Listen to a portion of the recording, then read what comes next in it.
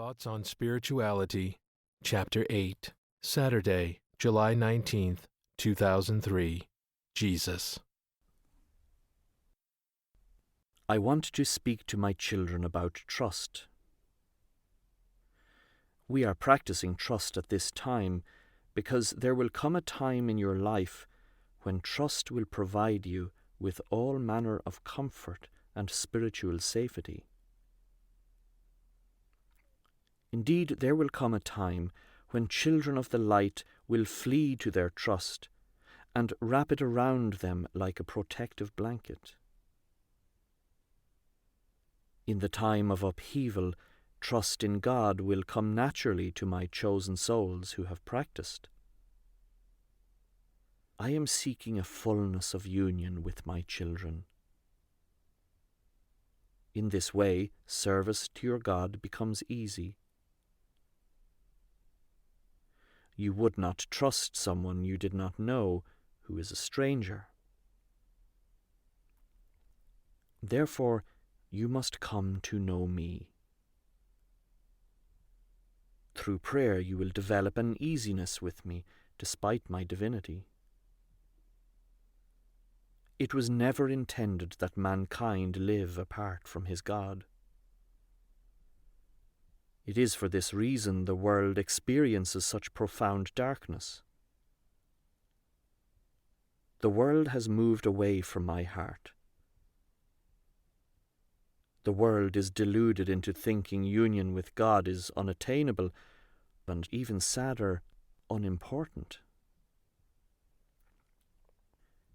Spirituality and your relationship with the God of all is not something extra like a hobby. It must be the defining compass in your life, always directing your journey. You need only look around to see the result of living without this love and direction. Man who professes to be so aware of seeing to himself and addressing his own needs is starving to death in a loveless wasteland. A person who has a genuine love for himself sees God as his friend, his ally, and loves all those around him.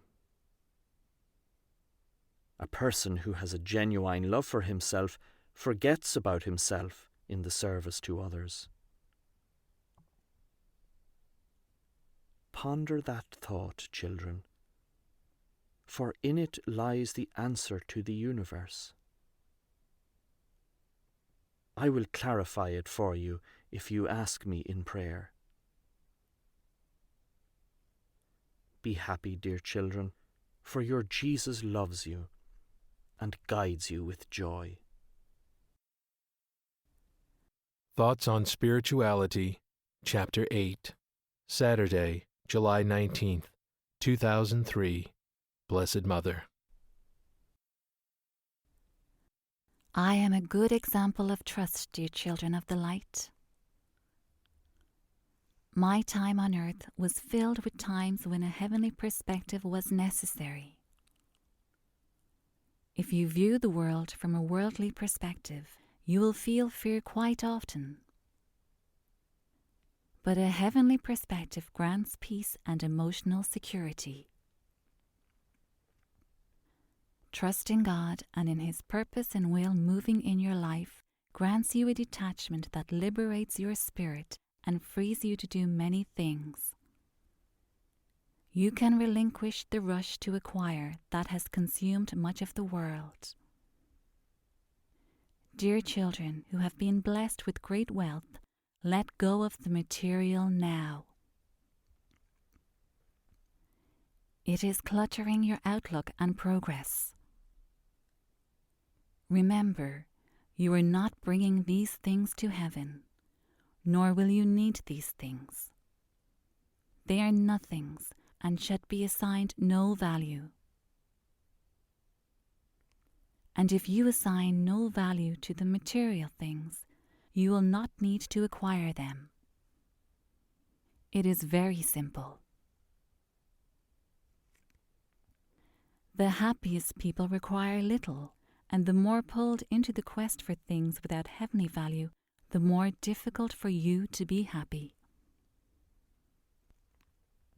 Your soul seeks bread, and you feed it with materialism. This is not the way, my dear little unhappy children. Always compare yourself to those who have less and be grateful.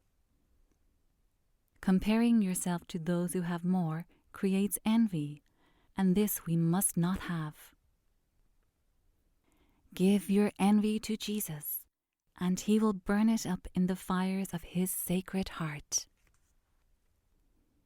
Away with envy, children. There are reasons you do not have this thing you crave. I am with you and speak with a mother's desire for her children to understand where their unhappiness originates. Little children, step away from material things so that I can show you the delights of union with my Son. Your mother loves you and desires your happiness. Thoughts on Spirituality, Chapter 8, Saturday, July 19th, 2003, Blessed Mother. My dear children, I want to place love in your family. Follow the example of the Holy Family. We were tolerant of each other as we followed the will of the Father in our lives. We knew that each one of us was an individual, created to serve the Father in our own way. Our goal as a family was to support each other as we gradually discovered the will of the Father in our lives and moved toward our destinies. It must be the same with each of your families. You have been placed with the people around you in order to bring each other closer to Christ and to assist each other in conforming to God's will for you. Be patient with the flaws of your family members, but do not tolerate immorality in your homes. Immorality will destroy your family if you let it go unchecked. Be vigilant about protecting the Spirit of God in your homes. I will help you if you ask me. I will protect your children and guide you away from dangerous and threatening practices. Children, the home is the place where the formation of souls occurs. It must be conducive to spiritual growth and development. Be assured that God watches the events in a home closely. Jesus wants to be part of your family. Treat my son like the family member he is. Welcome him into your homes, and he will draw you all together and keep you confirmed in grace. When a family member is in spiritual danger, recommend that person to Jesus and to me, and we will assist in drawing your loved one back to you. Let the Holy Family be your example, and the graces will flow down upon you and your families. Your mother blesses you and smiles with joy as she watches you love each other.